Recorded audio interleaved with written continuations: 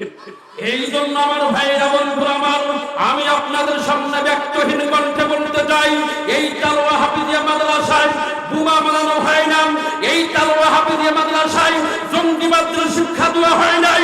এই জায়গায় রাত 3:30 4টায় উঠে আমার মাদ্রাসার ছেলেরা তাহাজ্জুদের নামাজ পড়ে, আল্লাহর কোরআন পড়ে, আল্লাহর কুদরতি পায়ে সিজদা দিয়ে এই এলাকাবাসীদের জন্য দোয়া করে।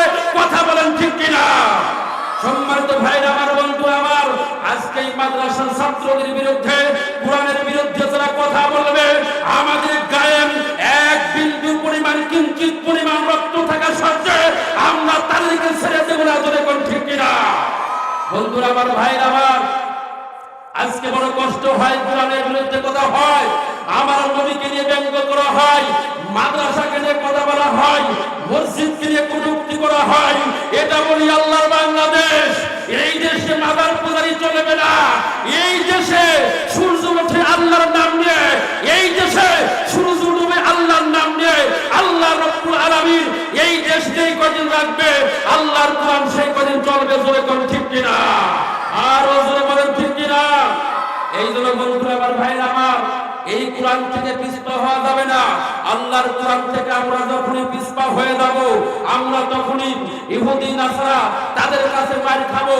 আমরা যতদিন পর্যন্ত কোরআনটা বুকের সঙ্গে আঁকড়ে ধরবো, ততক্ষণ পর্যন্ত পথভ্রষ্ট হব না। ইহুদি নাসারা ওরা আমাদের গায়ে আঘাত করতে পারবে না। এই জন্য আসুন আমরা ঐক্যবদ্ধ হয়ে আল্লাহর কোরআনের মাদ্রাসার দিকে তাকাই।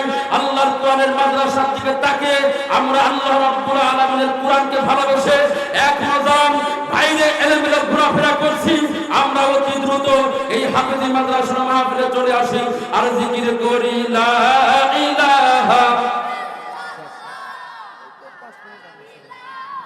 ইল্লাল্লাহ, লা ইলাহা।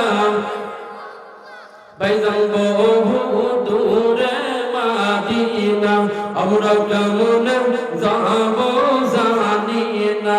বলেন বহু দূরে মাদিনা, আমরা কেমন যাব